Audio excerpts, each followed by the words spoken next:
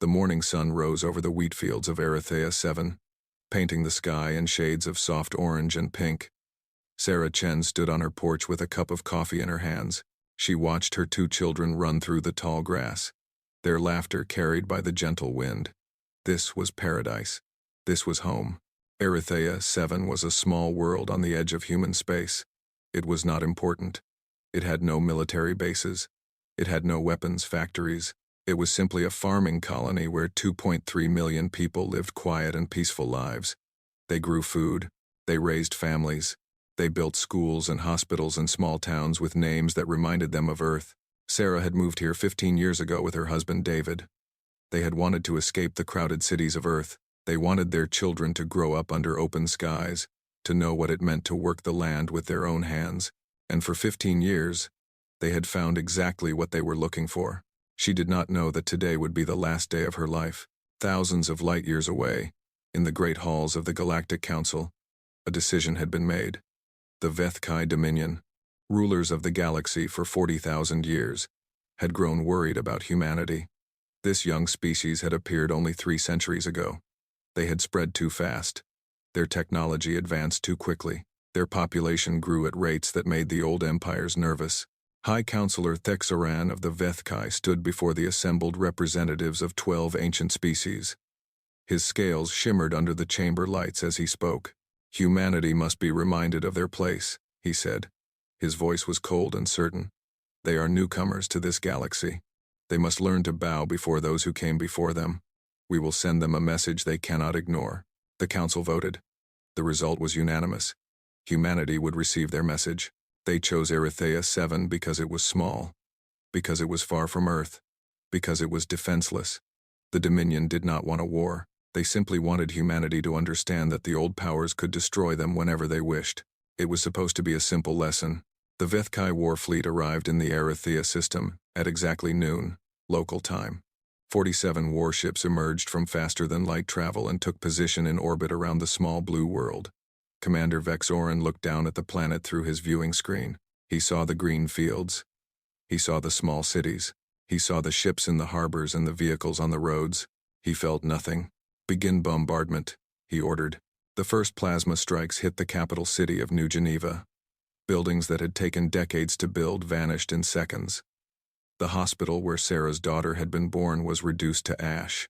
The school where her son learned to read became a crater of melted glass. Sarah heard the explosions from her farm. She saw the bright flashes on the horizon. For a moment, she did not understand what she was seeing. Then the emergency broadcast came through every communication device on the planet. This is colonial defense. We are under attack. All citizens are advised to seek shelter immediately. This is not a drill.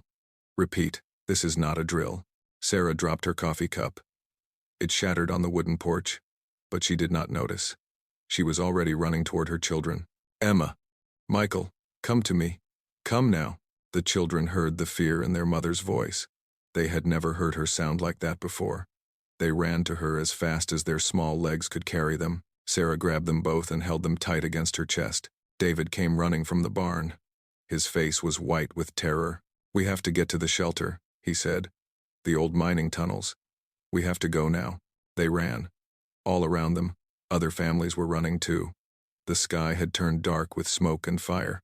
Plasma rained down from above like the anger of vengeful gods. The wheat fields that Sarah had loved so much began to burn. They almost made it to the tunnels. The strike hit 50 meters away from them. Sarah felt the heat wash over her skin. She felt herself lifted off her feet by the shockwave. She felt her children torn from her arms, and then she felt nothing at all. The bombardment lasted for 6 hours. Commander Vexoran watched the planet burn with professional satisfaction. He was completing his duty. He was sending a message. He did not think about the people below. He did not think about the children. When the fires finally stopped, there was nothing left. The beautiful fields were gone. The small towns were gone. The 2.3 million people who had called this world home were gone. In their place was only glass and ash and silence. Commander Vexoran sent his report to the Galactic Council. Mission complete. The message had been delivered. Humanity would now understand their place in the galaxy. He was wrong. The news reached Earth 3 days later. It came in the form of a single automated distress beacon that had somehow survived the attack. The beacon contained the final moments of Arethea 7, recorded by the colony's central computer. It showed the ships arriving. It showed the bombardment beginning. It showed the cities burning and the people dying. The last image was of a wheat field on fire. President Maria Santos watched the recording in the Situation Room of the United Terran Assembly. Around her sat the leaders of humanity's military, its scientists, its diplomats. They watched in complete silence. Some of them wept. Some of them trembled with rage. Some simply stared at the screen with empty eyes. When the recording ended, no one spoke for a long time. Finally, Admiral James Morrison broke the silence. He was an old man who had served humanity for 50 years. He had fought in small conflicts and kept the peace in 100 systems. He had always believed in diplomacy. He had always believed that war was the last resort. But when he spoke, his voice was like ice. "They killed children," he said. "They murdered 2.3 million civilians to send us a message." President Santos nodded slowly. Her face was calm, but her hands were shaking beneath the table. "The Galactic Council has sent us a formal communication," she said. "They express their hope that this incident will encourage humanity to adopt a more respectful attitude toward the established powers of the galaxy." She paused. "They expect us to be afraid." "Are we afraid?" asked General Chen, the head of ground forces. His voice was quiet but hard. President Santos looked around the room at the faces of humanity's leaders. She saw grief. She saw anger. She saw something else too. Something dark and terrible and cold. "No," she said. "We are not afraid. We are awake." For 1 week, humanity said nothing. The Galactic Council waited for a response. They expected pleas for peace. They expected promises of obedience. They expected humanity to beg for forgiveness and accept their place as a minor species in a galaxy ruled by their betters. They received only silence. Ambassador Rethan of the Vethkai became nervous. He had dealt with humans for decades. He knew that they were emotional creatures who spoke often and loudly. This silence was not like them. "Perhaps we should send another message," he suggested to High Counselor Thexaran. Perhaps they did not understand the first one. Thexaran waved his hand in dismissal. "They understood. They are simply processing their grief. Soon they will come to us with tears in their eyes, begging for mercy." This is how lesser species always respond to demonstrations of power. But the days passed, and humanity remained silent. On the 7th day, the silence broke. It happened at exactly midnight, Earth time. Every communication frequency in the galaxy was suddenly filled with a single broadcast. Every species, every world, every ship heard the same message at the same moment. The technology required to do this should have been impossible. The Dominion scientists would later say that humanity must have been hiding their true capabilities for centuries. The broadcast showed a simple image: the flag of the United Terran Assembly, a blue circle on a field of black, representing Earth against the darkness of space. And beneath the flag, white words appeared one by one. "You killed our children." A pause. "You burned our home." Another pause. "You wanted to send us a message." The final words appeared slowly, as if carved into the fabric of space itself. "Message received. Now receive ours." Then President Santos appeared on the screen. Her face was calm. Her eyes were dry. But there was something in those eyes that made even the oldest members of the Galactic Council feel a chill run down their spines. 200 years ago, she began. When humanity first reached the stars, we knew that we were not alone. We knew that there were older species, greater powers, vast empires that had ruled this galaxy for thousands of years before we were born. And we asked ourselves a question: what should we do? She paused. Some of us wanted to build weapons. Some of us wanted to prepare for war. But most of us believed in peace. Most of us believed that we could live alongside the other species of this galaxy in harmony and mutual respect. We chose diplomacy. We chose trade. We chose friendship. Her voice hardened. For 200 years, we offered you our hand in peace. For 200 years, we asked for nothing but the chance to exist. And in return, you burned our children alive. President Santos leaned forward. You have made a terrible mistake. You thought we were weak because we chose peace. You thought we were afraid because we did not threaten war. You were wrong. We were not weak. We were not afraid. We were simply waiting and hoping that war would never come. She stood up. But you brought war to us. You brought death to our children.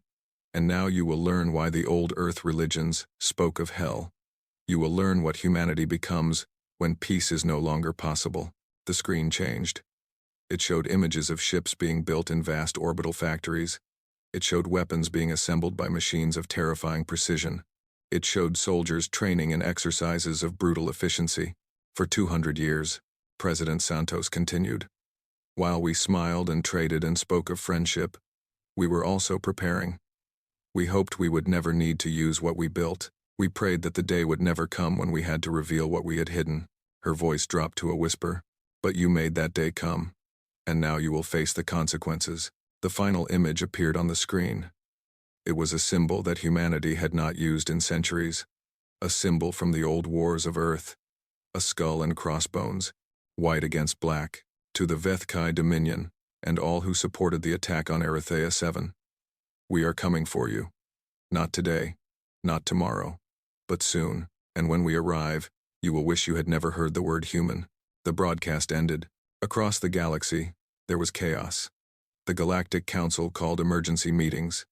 Military commanders demanded information about human capabilities. Diplomats tried to establish contact with Earth to negotiate peace, but Earth had gone dark.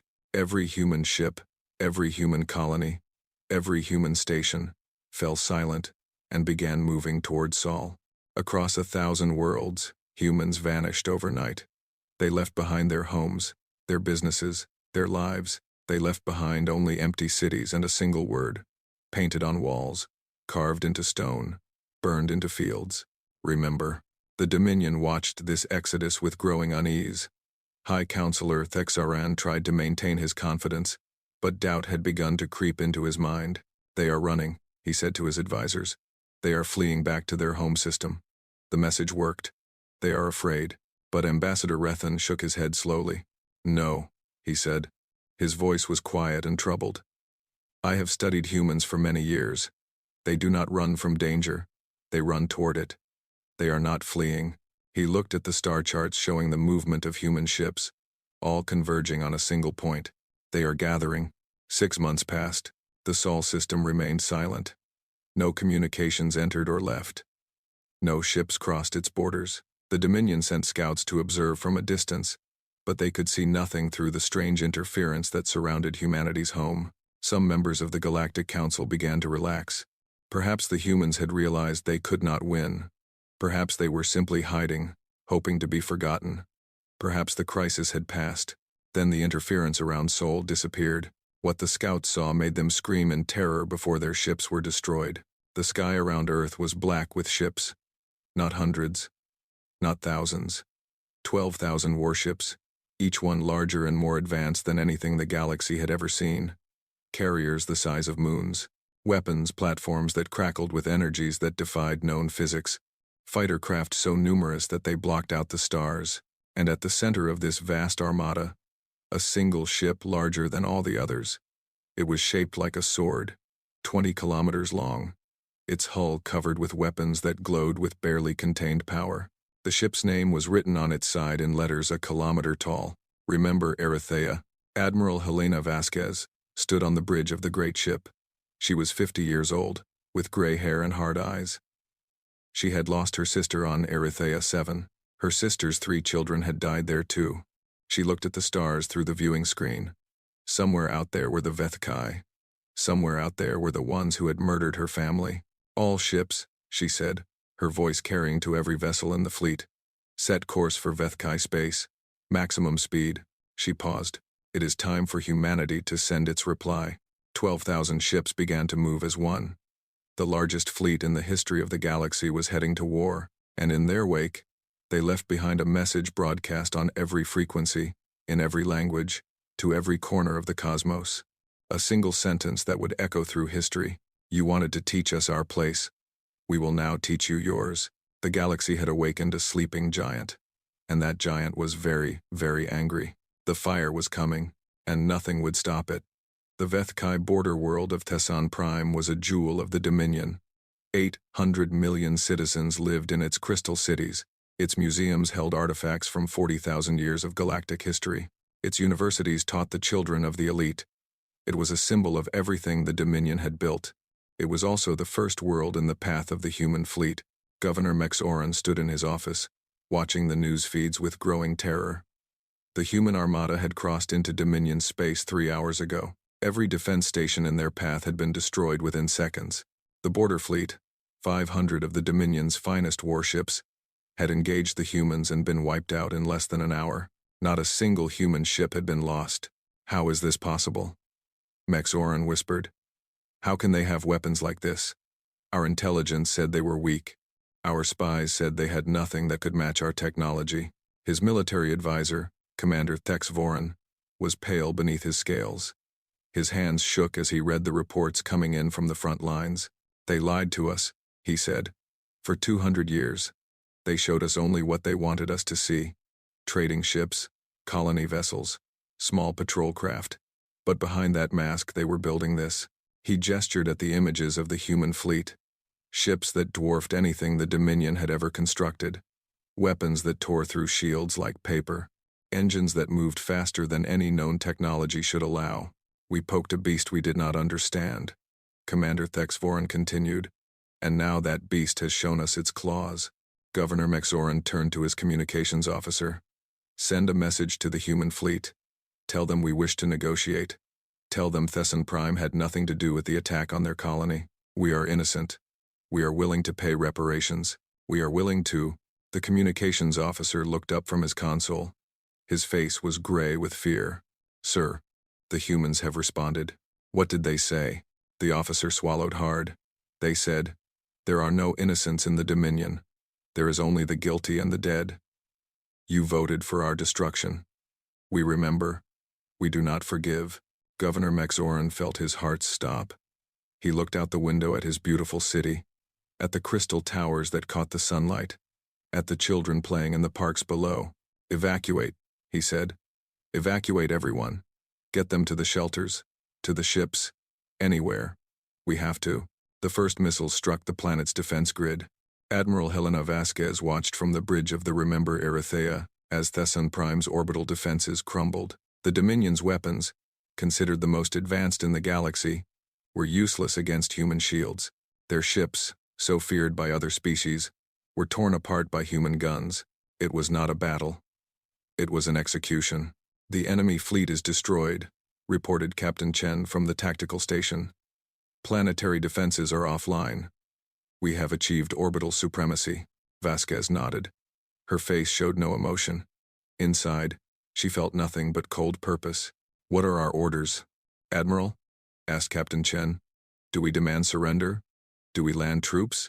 Vasquez thought about her sister. She thought about her niece and nephews who had burned on Erythea 7. She thought about the 2.3 million innocent humans who had died simply because they existed. No troops, she said. No surrender. She turned to the weapons officer. Glass it. The officer hesitated. Admiral, there are 800 million civilians on that planet. They have no weapons. They cannot fight back. They are defenseless.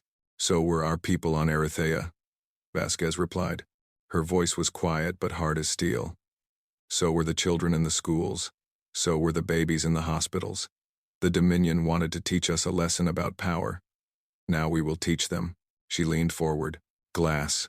The planet. The officer looked at her for a long moment. Then he turned to his console and began entering commands.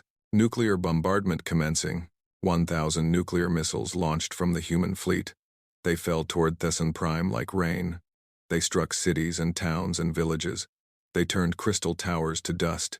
They vaporized parks where children had played. They burned libraries and museums and hospitals. 800 million Vethkai died in the span of 30 minutes. When it was over, Thesson Prime was a dead world. Its surface had been melted to glass by the heat of 1,000 nuclear explosions. Nothing remained. Nothing would ever grow there again. Admiral Vasquez watched the fires burn. She felt no satisfaction. She felt no guilt. She felt only the cold certainty that this was necessary. Send a message to the Galactic Council, she ordered. Tell them, one for one, you took 2.3 million of ours. We have only begun. She turned away from the burning world. Set course for the next target. The news of Thesson Prime's destruction spread through the galaxy like wildfire. Every species, Every world, every being heard what the humans had done. 800 million dead, in a single day, an entire world turned to glass. The Galactic Council met in emergency session. High Counselor Thexoran stood before the assembled representatives, but he was no longer confident. His scales had lost their shine. His voice trembled as he spoke. "We must unite against this human aggression," he said. "We must combine our fleets and crush them before they destroy us all." Ambassador Rethan rose to speak. He looked old and tired, his eyes filled with a terrible understanding. "You still do not see," he said. "You still do not understand what we have done. We did not attack a weak species. We attacked a species that was holding itself back. We attacked a species that chose peace not because they could not make war, but because they did not want to." He gestured at the images of the burning world on the display screens. "And now they want to." The council chamber erupted in argument. Some demanded immediate attack. Some demanded surrender. Some demanded that the species who had supported the Erythea attack be handed over to the humans as sacrifice. But it was too late for any of these options. While the council argued, the human fleet continued its advance. 3 more Vethkai worlds fell in the following week. Each one was destroyed completely. Each one was burned to glass. The humans did not occupy. They did not conquer. They simply erased. And with each world that burned, a message was broadcast to the galaxy. "Remember Erythea? On Earth." President Santos watched the reports from the front with a heavy heart. She had ordered this war. She had unleashed humanity's fury upon the galaxy. She knew it was necessary. She knew there was no other way. But she also knew that history would judge her. And she was not sure what that judgment would be. Her advisor, General Morrison, entered her office. He was an old man who had served humanity all his life. He had been one of the loudest voices calling for restraint before the war. Now he was one of its most dedicated supporters. "The Second Fleet is ready to launch," he reported. "Admiral Wong is taking 12,000 ships to strike the Rethanian Confederacy." They were the second strongest supporters of the Erythea attack in the council. Santos nodded. "And the Third Fleet?" "Under construction. It will be ready in 3 months. Admiral Petrov will lead it against the Thessan Empire." Santos turned to look at the star map on her wall. It showed the galaxy, with human space marked in blue and enemy territory marked in red. The red was vast, the blue was small. "How long?" she asked. "How long until we have crushed them all?" Morrison considered the question carefully. "If we maintain our current rate of advance, and if our intelligence about enemy capabilities is correct, we should be able to defeat the Vethkai Dominion within 2 years. The other species who supported the attack will take another 3 to 5 years after that. 5 to 7 years of war," Santos said. 5 to 7 years of death and destruction." "Yes, Madam President." Santos was silent for a long moment. Then she spoke, her voice barely above a whisper. "Is this right, James? Are we right to do this? We are killing billions of people who had nothing to do with Erythea. We are destroying civilizations that have existed for thousands of years. Are we any better than they are?" Morrison did not answer immediately. He walked to the window and looked out at the night sky of Earth. The stars were bright and cold and distant. "I have asked myself that question every day since this began," he said, "and I do not have a good answer. I know that what we are doing is terrible. I know that innocent people are dying because of our actions. But I also know what will happen if we stop." He turned to face her. "If we stop now, they will think they can attack us again. They will wait a few years, rebuild their fleets, and come for Earth. And next time, they will not destroy just one colony. They will try to wipe us out completely. They have learned that we are dangerous. They will not make the mistake of leaving us alive." Santos closed her eyes.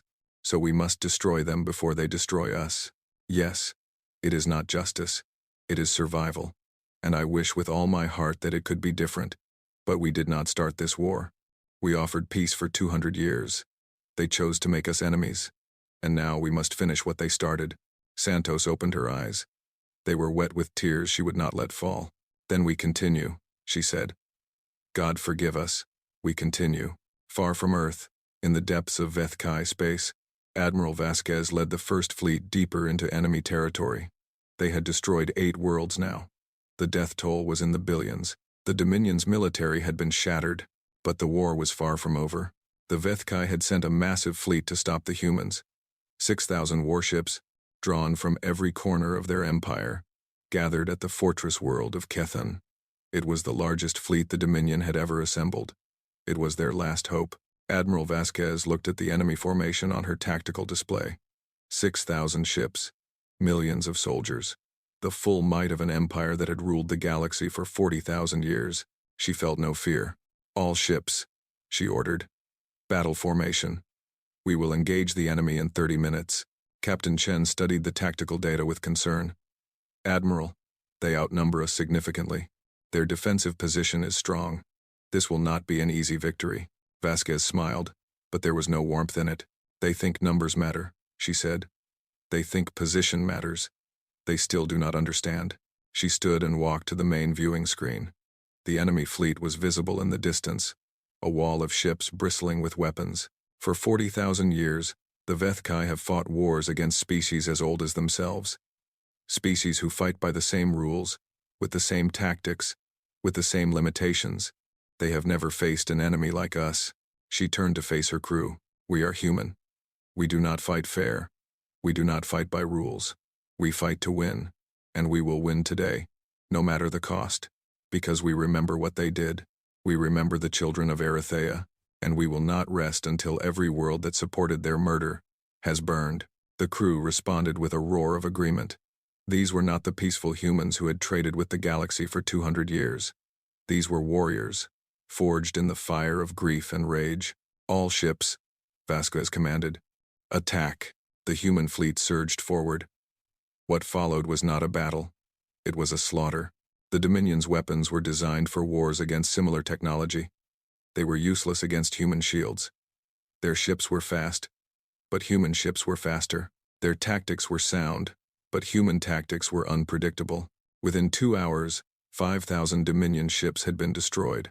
The remaining 1,000 tried to flee, but human pursuit craft ran them down. Not a single enemy vessel escaped. Human losses. 47 ships. Admiral Vasquez looked at the wreckage of the enemy fleet. Millions of Vethkai had died in this battle. An entire military had been erased. She felt nothing. Send a message to High Counselor Thexoran, she ordered. Tell him his fleet is destroyed. Tell him his fortress world is next. Tell him there is nowhere in this galaxy he can hide from us. She paused. And tell him we are just getting started. The message was received by the Galactic Council 3 hours later. When Thexoran read it, his scales turned pale white. He had believed his fleet was invincible. He had believed the humans could be stopped. He had been wrong. What do we do? Asked one of the council members. How do we fight an enemy like this? Thexoran had no answer. For the first time in his long life, he felt true fear. Not the fear of losing a battle or a war. The fear of extinction. The humans were coming, and nothing could stop them. In the weeks that followed, the fortress world of Kethan fell, then the industrial world of Vexan, then the capital world of Tessan. One by one, the great centers of the Dominion were reduced to ash. The Vethkai tried everything. They tried negotiation. The humans refused. They tried ambush. The humans saw through it. They tried surrender. The humans accepted, but then demanded the names of every official who had supported the Erythea attack. Those officials were executed. Their families watched. The galaxy watched too, in horror and awe. Species that had considered themselves powerful realized they were nothing. Civilizations that had existed for millions of years saw that they could be destroyed in days, and everywhere. The same message was repeated. In every broadcast, on every frequency, in every language. Remember Erythea. The humans did not fight for territory. They did not fight for resources. They did not fight for power. They fought because 2.3 million of their people had been murdered, and the universe would not be right until that crime had been answered. It was not war. It was vengeance, and it had only just begun. 1 year into the war, the Vethkai Dominion was on the verge of collapse. 6 of their 12 founding species had suffered massive losses. 2 had been reduced to a handful of survivors. The great empire that had ruled the galaxy for 40,000 years was dying. High Counselor Thexoran sat alone in his private chambers, surrounded by the ruins of everything he had built. His fleet was destroyed. His worlds were burning. His people were dying, and it was all his fault. He had voted for the attack on Erythea. He had believed it would make humanity afraid. He had believed the humans were weak. He had been a fool. A soft chime announced a visitor. Thexaron did not look up. Enter. Ambassador Rethan walked into the chamber. He looked old and tired, his scales dull with age and grief. The human fleet has been sighted approaching the homeworld, he said. They will arrive in 3 days. Thexaron nodded slowly. Then this is the end. It does not have to be. We could surrender. We could offer them everything. Perhaps they would show mercy. Thexaron laughed, but there was no humor in it. Mercy? We killed their children. We burned their world. There is no mercy for what we did. He finally looked up at the ambassador. I understand them now. I understand what we awakened. They are not monsters. They are something far worse. What are they? Thexaron's voice was barely a whisper. They are us. They are what we would be if someone had murdered our children. They are grief and rage given form, and they will not stop until that grief is satisfied. He closed his eyes. We did this to ourselves. We created the very thing we feared. And now we must pay the price. 3 days later, the human fleet arrived at the Vethkai homeworld. The war was about to enter its final phase, and the galaxy would never be the same. The Vethkai homeworld of Vetharan had stood for 40,000 years. Its cities were ancient beyond measure. Its temples held the wisdom of 100 generations. Its libraries contained the knowledge of 1,000 civilizations. It was the heart of an empire that had shaped the galaxy. Now it was about to die. Admiral Helena Vasquez stood on the bridge of the Remember Erythea, watching the planet grow larger in the viewing screen. It was a beautiful world, she had to admit. Blue oceans, green continents, white clouds drifting across the sky. It looked almost like Earth. She wondered if the Vethkai who had ordered the attack on Erythea had thought the same thing. She wondered if they had seen the beauty of humanity's colony world before they burned it. She wondered if they had cared. Admiral, said Captain Chen, we are receiving a transmission from the surface. High Counselor Thexaran wishes to speak with you. Vasquez considered refusing. She had nothing to say to the creature who had ordered the murder of her family. But something made her hesitate. Perhaps it was curiosity. Perhaps it was the need to see the face of her enemy before the end. Put him through. The image of Thexaran appeared on the screen. He looked old and broken, his scales dull, his eyes empty. The arrogance that had defined him for centuries was gone. In its place was only exhaustion and despair. Admiral Vasquez, he said. His voice was quiet and rough. I know why you have come. I know what you intend to do. But I ask you, one ruler to another, to hear my words before you pass judgment. Vasquez said nothing. She simply waited. Thexaran continued. What we did to Erythea was wrong. I know that now. I knew it then, if I am honest with myself. But I was afraid. We were all afraid. Humanity was growing too fast, becoming too powerful. We saw in you the seeds of our own destruction, and we acted out of fear rather than wisdom. He paused, gathering his thoughts. I have lived for 300 years. I have seen empires rise and fall. I have watched species burn themselves to extinction in wars of pride and greed. And in all that time, I thought I understood power. I thought I understood what made a species strong. His voice grew softer. I was wrong. Power is not ships or weapons or territory. Power is the will to use them. And humanity has a will that we never understood. A will born of love. Love for your families. Love for your children. Love for each other. That love has become rage, and that rage has become fire, and that fire is consuming us all. Vasquez felt something stir in her chest. Not sympathy, not forgiveness, something else. Recognition, perhaps. The recognition of a creature who finally understood what it had done. Why are you telling me this? She asked. Thexaran looked at her with ancient eyes. Because I want you to know that I understand. Because I want you to know that I do not blame you for what you are about to do. We murdered your children. We burned your world. We tried to break your spirit. And in doing so, we ensured our own destruction. He bowed his head. I have only one request. Not mercy for myself. Not forgiveness for my people. Only this. Remember us, not just as monsters, but as fools. Remember that we were afraid, and our fear made us cruel, and our cruelty made us blind. Perhaps, in the ages to come, other species will learn from our mistake. Vasquez was silent for a long moment. Then she spoke. High Counselor, I will remember your words. I will remember that you were afraid. I will remember that you understood, in the end, what you had done. She leaned forward. But I will also remember Sarah Chen. She was a farmer on Erythea 7. She had 2 children, Emma and Michael. Emma was 7 years old. She wanted to be a teacher. Michael was 5. He loved to run through the wheat fields. Sarah was my sister. Her voice grew hard. They burned to death because you were afraid. They died screaming because you saw them as a lesson to be taught. And no words, no apologies, no understanding will ever bring them back. She stood.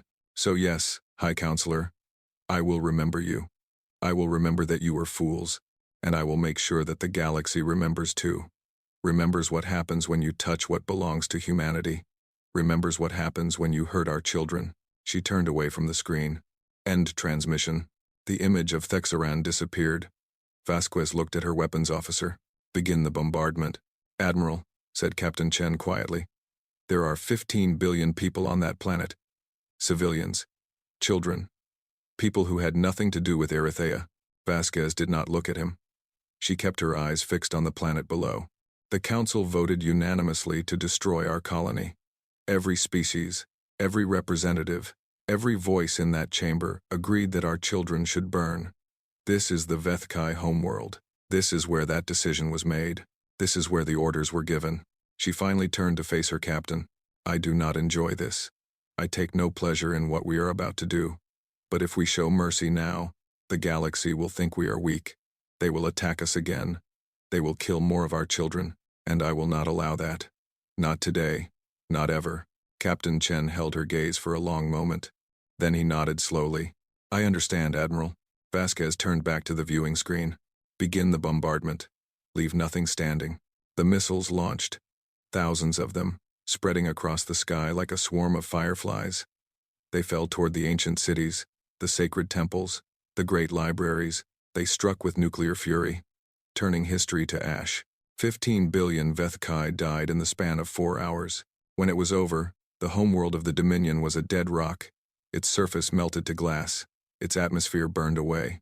40,000 years of civilization had been erased in a single afternoon. Admiral Vasquez watched the fires burn. She thought about her sister. She thought about Emma and Michael, who would never grow up, never fall in love, never have children of their own. She thought about the 2.3 million humans who had died on Erythea, all because an ancient empire had been afraid. A tear rolled down her cheek. The first she had shed since the war began. Rest now, she whispered. Your deaths have been answered. She wiped her face and turned to her crew. Set course for the next target. The war is not over yet. The destruction of the Vethkai homeworld sent shockwaves through the galaxy. Every species that had supported the attack on Erythea realized they were next. Every civilization that had voted for humanity's punishment understood that their time was running out. Some tried to run. They packed their ships and fled to the far edges of the galaxy, hoping to escape the human fleet. But human ships were faster, and human sensors were sharper, and human hunters were relentless. One by one, the fleeing species were caught and destroyed. Some tried to hide. They burrowed deep into the hearts of planets, or concealed themselves in the dark spaces between stars, or disguised their worlds to look uninhabited. But human intelligence officers had spent 2 centuries studying the galaxy, and they knew every hiding place, every secret, every deception. One by one, the hidden species were found and destroyed. Some tried to fight. They formed alliances with other condemned species, combining their fleets and their armies in desperate last stands. But human weapons were more powerful, human tactics were more advanced, and human soldiers were more determined. One by one, the fighting species were defeated and destroyed, and some tried to surrender. They sent messages to Earth begging for mercy, offering everything they had in exchange for survival. The humans accepted their surrender, but then they demanded the names of every official who had supported the Erythea attack. Those officials were executed. Their governments were dismantled. Their militaries were destroyed. They were allowed to live, but only as broken remnants of what they had once been. The message was clear. You may survive, but you will never threaten humanity again. President Santos watched the war unfold from Earth, her heart growing heavier with each passing day. The numbers were staggering. Billions dead. Dozens of species extinct or nearly so. Ancient civilizations reduced to rubble. The galaxy that humanity had hoped to join as friends was being transformed into a graveyard. "Is this who we are now?"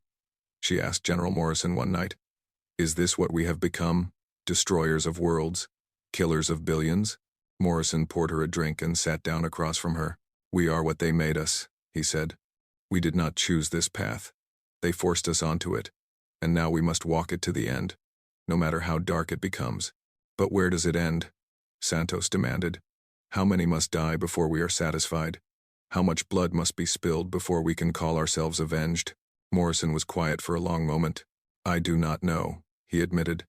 "I have asked myself that question every day since Thesan Prime, and I still do not have an answer. But I do know this. If we stop now, if we show weakness, they will come for us again. Not today, not tomorrow, but someday. And when they do, they will not make the mistake of leaving survivors." He looked at her with tired eyes. "This is not justice. This is survival. And survival is ugly. It is cruel. It is bloody. But it is necessary, because the alternative is extinction." Santos finished her drink and poured another. "History will remember us as monsters," she said. "Perhaps," Morrison agreed.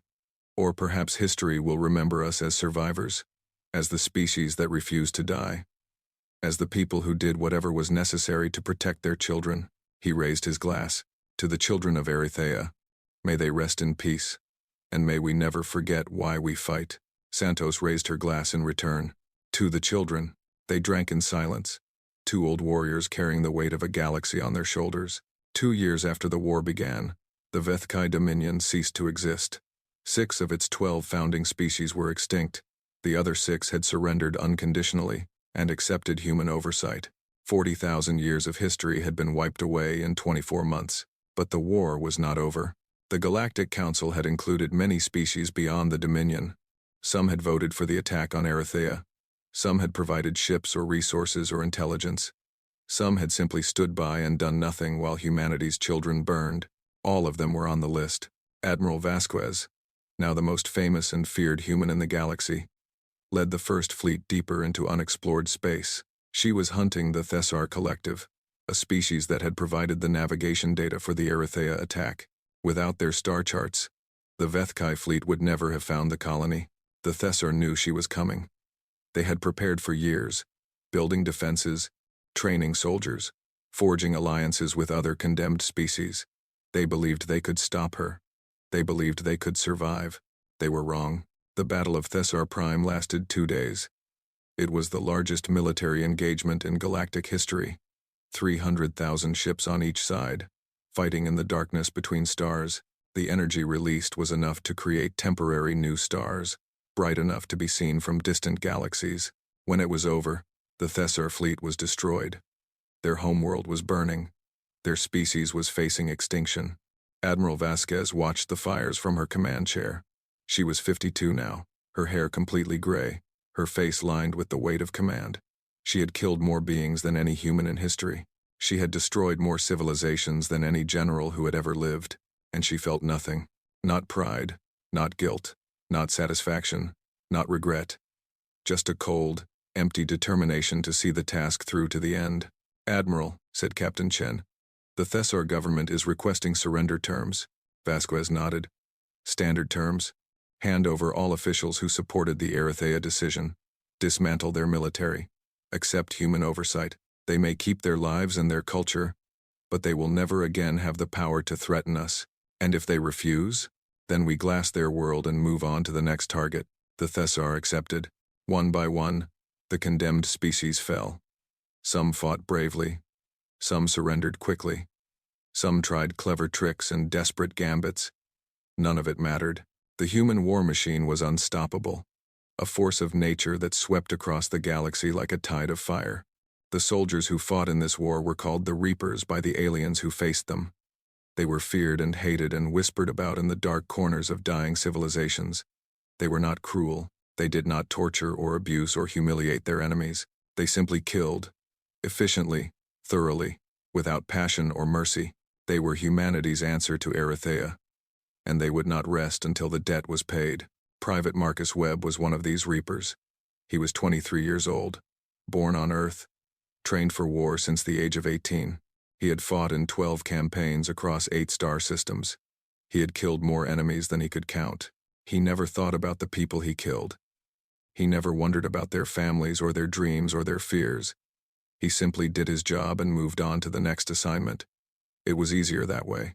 But sometimes, in the quiet moments between battles, he would think about why he was fighting. He would think about the children of Erythea, who had done nothing wrong except exist. He would think about the aliens who had decided those children should die, and he would feel a cold anger rising in his chest, an anger that had no end and no limits, an anger that would burn until every enemy was dead or broken. "Webb," called his sergeant. "We're moving out. New target 3 systems over. Some kind of research station that helped develop the weapons used on Erythea." Webb checked his rifle and stood up. "Understood, Sergeant. What are our orders?" "No prisoners. No mercy. Burn it to the ground." Webb nodded. "My favorite kind of orders." He followed his squad to the dropship, ready to bring death to another corner of the galaxy. Behind him, the planet they had just conquered was burning. Its cities were rubble. Its people were fleeing or dying. Its civilization was ending, and the human soldiers did not look back. This was the war for Erythea. This was humanity's vengeance, and it would continue until there was no one left to punish. The galaxy had learned a terrible lesson. Humans were not the peaceful explorers they had pretended to be. They were not the friendly traders who brought gifts and asked for friendship. They were predators, apex killers, masters of violence who had hidden their true nature for 200 years. And now that nature had been unleashed, the fire was spreading, the darkness was growing, and humanity was just getting started. 5 years had passed since the burning of Erythea. 5 years of war, 5 years of death, 5 years of vengeance. The galaxy had changed beyond recognition. The great empires that had ruled for millions of years were gone. The Vethkai Dominion was a memory. The Thessar Collective had been reduced to a handful of refugee ships.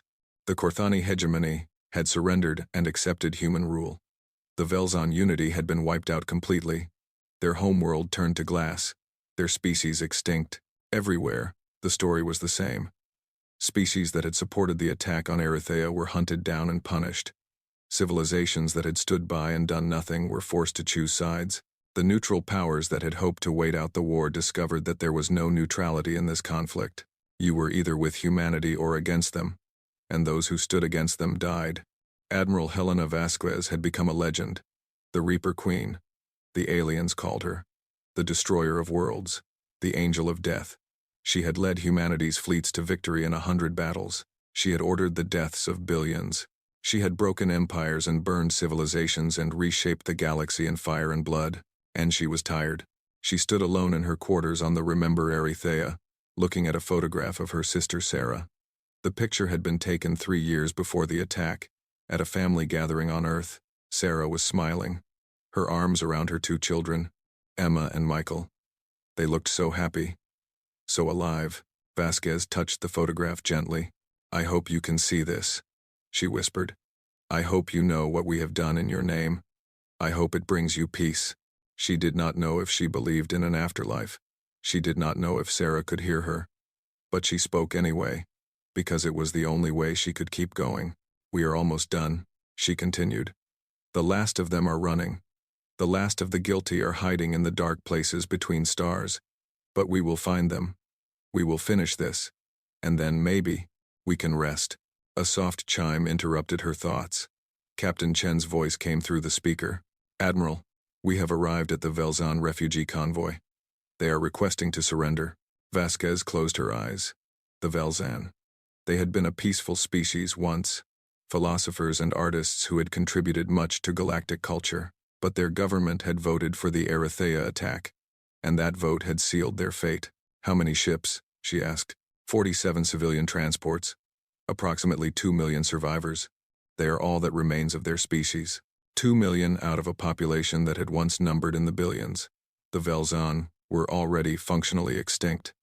Their culture, their art, their philosophy would vanish within a generation. "What are their terms?" Vasquez asked. "They offer unconditional surrender. They will hand over all officials who supported the Erythea attack. They ask only that we spare the civilians, most of whom were children when the vote was taken. Vasquez was silent for a long moment. Then she spoke. Accept their surrender. Take the officials into custody. Allow the civilians to settle on one of the refugee worlds we have established. Understood, Admiral. She opened her eyes and looked at the photograph of her sister again. I know you would tell me to be merciful, she whispered. I know you would tell me that enough blood has been spilled. But I am not merciful, Sarah. I cannot be. Not until this is over. She put the photograph away and walked to the bridge. The war continued. On Earth, President Santos had served 2 terms and declined to run for a 3rd. She had led humanity through its darkest hour, had ordered the deaths of billions, had transformed her species from peaceful explorers into galactic conquerors. She had done what she believed was necessary, but she was done. Her successor, President James Morrison, had been her general and advisor throughout the war. He was an old man now, 73 years old, worn down by decades of conflict, but he had accepted the burden because someone had to carry it. The war is winding down, he told the United Terran Assembly in his inaugural address. The species that attacked us have been defeated. The civilizations that supported our destruction have been broken. The galaxy knows now that humanity cannot be threatened, cannot be bullied, cannot be pushed aside. He paused, looking out at the representatives of humanity gathered before him. But victory comes with responsibility. We have conquered half the galaxy. We have broken empires and ended civilizations. We have killed more beings than any species in recorded history. And now we must decide what kind of rulers we will be. He straightened his shoulders. We will not be tyrants. We will not grind the conquered under our boots. We will offer peace to those who accept our rule, prosperity to those who work with us, justice to those who respect our laws. We did not seek this war. We did not want this power, but we have it now, and we will use it wisely. His voice hardened. But let there be no mistake. If anyone, ever, threatens humanity again, we will respond with the same fury we have shown in this war. We will not hesitate. We will not show mercy. We will burn them as they tried to burn us. The galaxy has learned this lesson once. May they never need to learn it again. The assembly applauded. But Morrison took no joy in the sound. He knew the truth that lay beneath the triumph. Humanity had won the war. But humanity had also lost something. Something precious. Something that could never be recovered. Their innocence was gone. Their belief in peace and cooperation was gone. Their hope that they could share the galaxy with other species as friends and equals was gone. In its place was something harder, something colder, something that looked at the universe and saw not wonder but threat. They had become what the galaxy had always feared, and there was no going back. Far from Earth, in the deep darkness between galaxies, a small convoy of refugee ships drifted through the void. They were the last survivors of the Kethvari, a species that had fled the galaxy entirely in a desperate attempt to escape human vengeance. They had traveled for 3 years, pushing their engines beyond all safe limits, running from the hunters who followed. They had crossed the intergalactic gulf, a journey that should have been impossible, driven by nothing but terror and the will to survive. They thought they were safe. They were wrong. The human scout ship detected them first. It was a small vessel, barely larger than the refugee transports, but it carried sensors that could see across light years and weapons that could crack a planet. Captain Lisa Park studied the refugees on her display screen. 42 ships, perhaps 100,000 survivors. The last of a species that had helped plan the attack on Erythea. She sent a message to the main fleet. 3 weeks behind her. Contact confirmed. Kethvari refugee convoy, bearing 147.23 by -56.89. Approximately 2 million kilometers distant. Awaiting instructions. The response came quickly. Engage and destroy, no survivors. Park hesitated. The refugees were unarmed. They were running. They had no way to fight back. Killing them would be easy, but it would not be clean. She thought about Erythea. She thought about the children who had burned. She thought about the vote that the Kethvari government had cast, choosing to end 2.3 million human lives. She made her decision. All weapons, target the refugee convoy. Fire at will. The missiles launched. The refugees had no shields, no defenses, no hope. They died in the silence of the void, their ships torn apart, their bodies scattered across the dark. The last of the Kethvari ceased to exist. Captain Park watched the wreckage drift past her view screen. She felt nothing. Not satisfaction. Not guilt. Just the cold certainty that she had done her duty. "Contact command," she ordered. "Report target destroyed. Resuming patrol." She turned away from the destruction and set course for the next target. The hunt continued. 7 years after Erythea, the war finally ended. The last condemned species had been defeated. The last guilty officials had been executed. The last resistant worlds had been broken. The galaxy, or what remained of it, had submitted to human rule. Admiral Helena Vasquez returned to Earth for the first time in 5 years. She walked through the streets of Geneva, where the United Terran Assembly met, and saw the faces of her fellow humans. They looked at her with awe and fear and gratitude and horror, often all at once. She understood. She had become something more than human. She had become a symbol, the face of vengeance, the hand of death. She did not want to be these things, but she was. President Morrison met her at the assembly building. He was old now, his hair white, his body bent with age, but his eyes were still sharp, still clear. "Welcome home, Admiral," he said.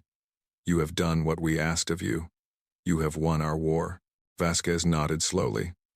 "The war is over, but I wonder if we have won anything at all." Morrison looked at her with understanding. "You are thinking of the cost. 83 billion dead. 200 species extinct. 1,000 civilizations reduced to rubble. We set out to avenge 2.3 million people. We ended up killing more beings than have died in all the wars in human history combined." She met his eyes. "Was it worth it?" Morrison was quiet for a long moment. Then he spoke. "I have asked myself that question every day since this began, and I still do not have a good answer. We did terrible things. We killed innocent people. We burned worlds that had done nothing wrong except be in the wrong place at the wrong time." He paused. "But we also survived. We protected Earth. We ensured that no one will ever attack our children again. And I think, in the end, that is all we can say. We did what we had to do. We paid the price that was demanded, and now we must live with the consequences." He put his hand on her shoulder. "You are a hero, Helena. Not a monster. You did what no one else could do. You carried a burden that would have crushed anyone else, and you saw it through to the end."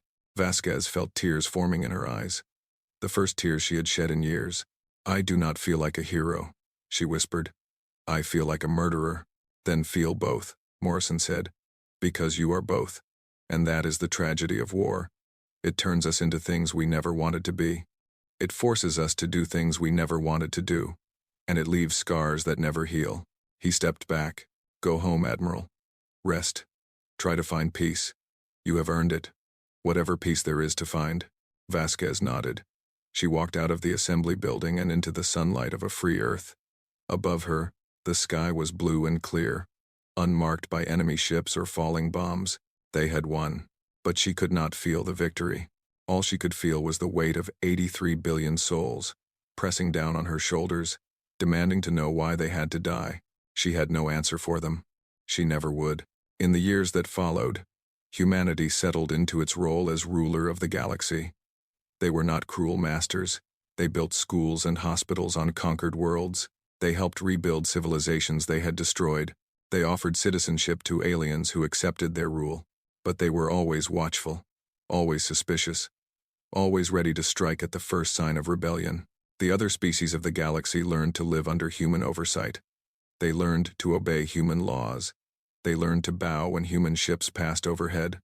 They did not love their conquerors, but they feared them. And that was enough. The children of these conquered species grew up with stories of the war. They heard about the burning of Erythea. They heard about human vengeance. They heard about worlds turned to glass and species wiped from existence. And they learned the lesson that their parents had learned at such terrible cost. Never threaten humanity. Never touch their children. Never give them a reason to turn their terrible fury upon you. Because humans were not like other species. They did not fight for territory or resources or power.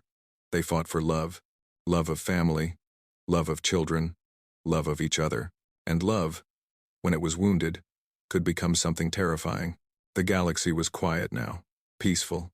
Orderly. The great wars were over. The great empires were gone. In their place was a single human dominion, stretching across 100,000 worlds. It was not the galaxy humanity had hoped to find when they first reached the stars.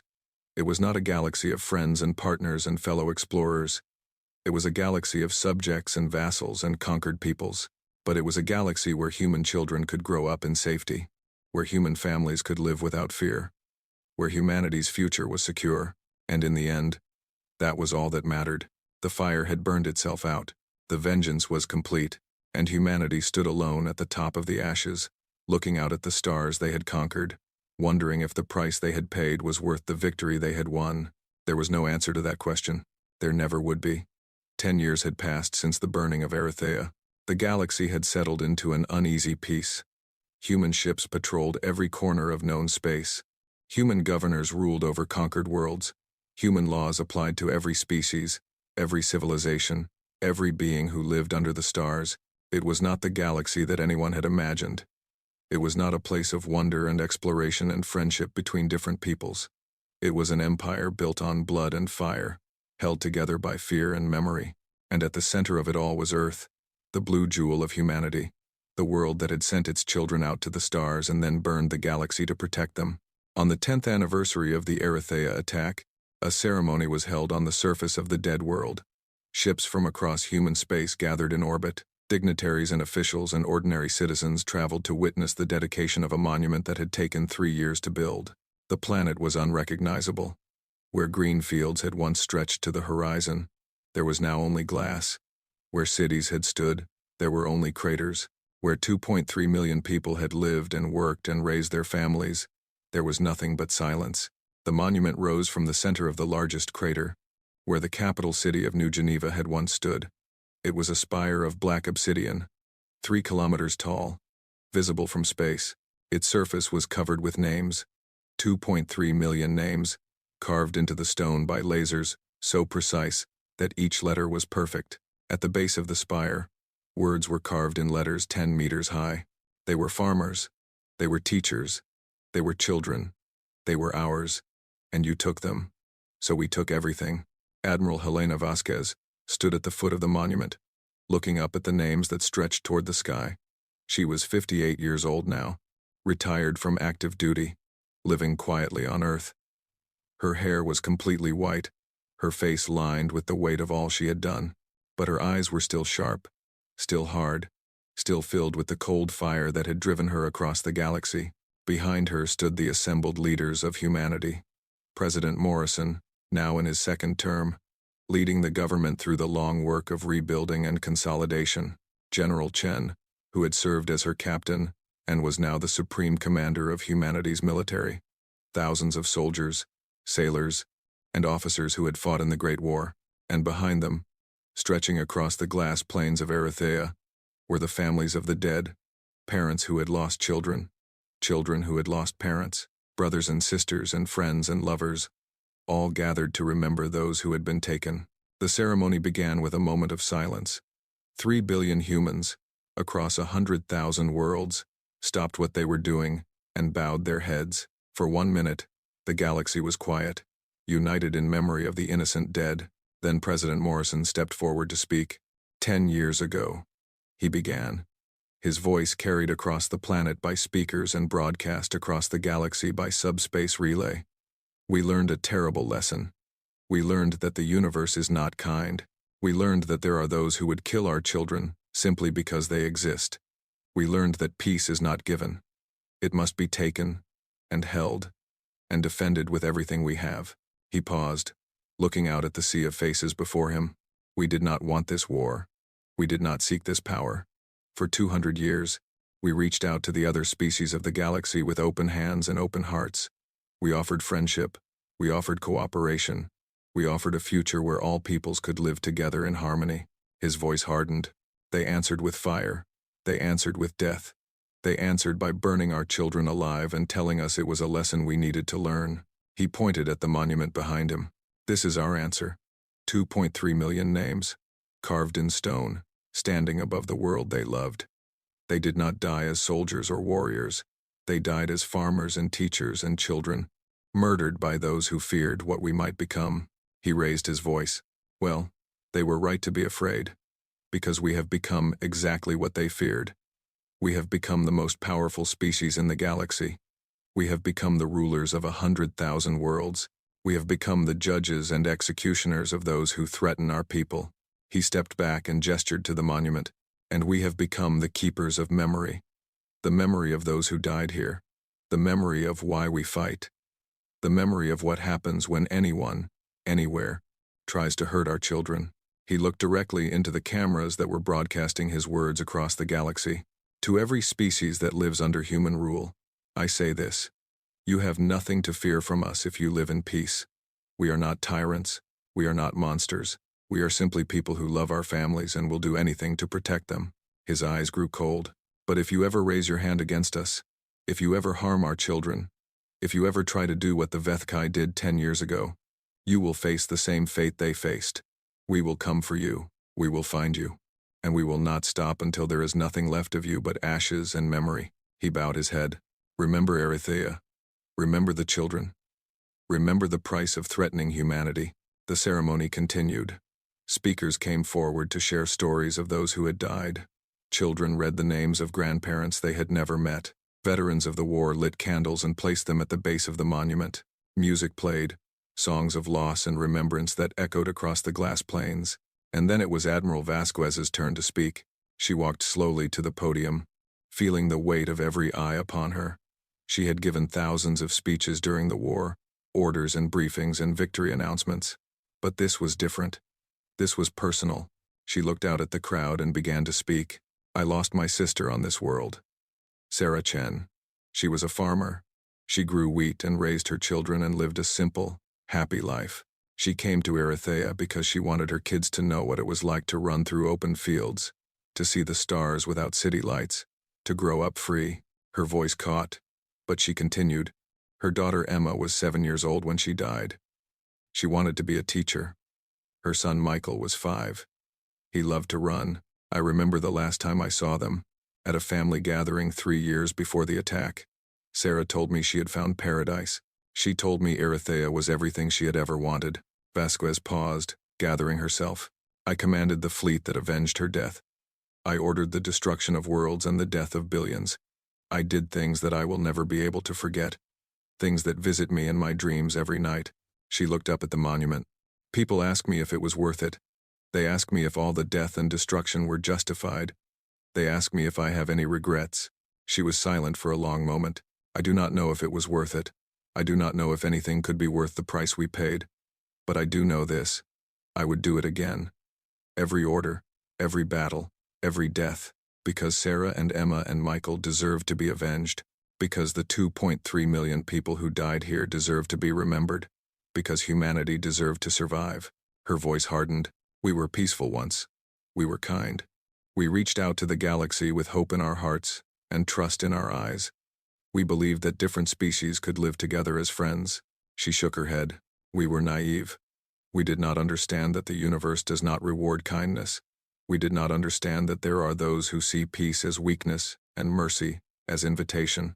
We had to learn that lesson the hard way. Written in the blood of our children. She looked out at the crowd. We have learned it now. We will never forget it. And we will make sure that no one else ever forgets it either. She raised her hand and pointed at the monument. This is our promise to the dead. We will remember you. We will honor you. And we will never, ever, let what happened to you happen again. Not to any human. Not anywhere. Not as long as our species survives. She lowered her hand. Rest now, children of Erythea. Your deaths have been answered. Your names have been carved in stone. And your legacy will live forever. In the hearts of every human who looks up at the stars. She stepped back from the podium.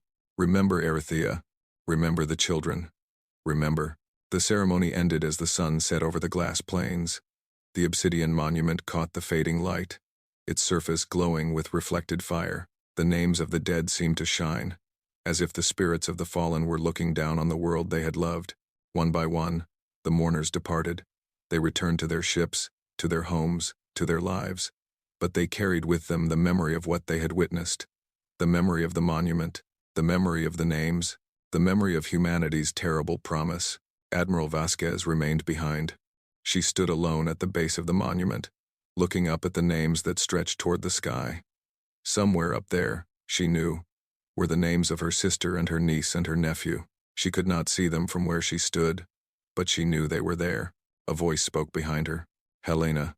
She turned. President Morrison had returned, walking across the glass plain with a tired step. I thought you had left, she said. I wanted to speak with you. Alone. He came to stand beside her, looking up at the monument. You know, he said, I have been to every memorial, every anniversary ceremony, every dedication in the past 10 years. I have heard every speech, including my own, and I still do not know if we did the right thing. Vasquez nodded slowly. Neither do I. We killed 83 billion people. We ended 200 species. We burned civilizations that had existed since before humanity learned to make fire. He shook his head. The numbers are so large that they lose meaning. It is impossible to comprehend what we have done. And yet we did it. Yes, we did. He turned to look at her. Do you think the dead forgive us? Do you think Sarah and Emma and Michael would approve of what we did in their names? Vasquez was quiet for a long moment. Then she spoke. I think about that question every day, and I never have an answer. Sarah was a gentle person. She believed in kindness and forgiveness. She would probably be horrified by what I have done. She paused. But Sarah is dead. She did not get to make that choice. The Vethkai took it from her. They took her life and her children's lives and the lives of 2.3 million other people who just wanted to live in peace. Her voice grew hard. So I do not ask for forgiveness. I do not ask for approval. I simply did what I believed was necessary to protect our people. If Sarah would have chosen differently, she is not here to say so, and I am not sure it would have mattered anyway. Morrison nodded. That is what I tell myself too. We did not start this. We did not choose this. We simply responded to what was done to us. Does that make it right? I do not know.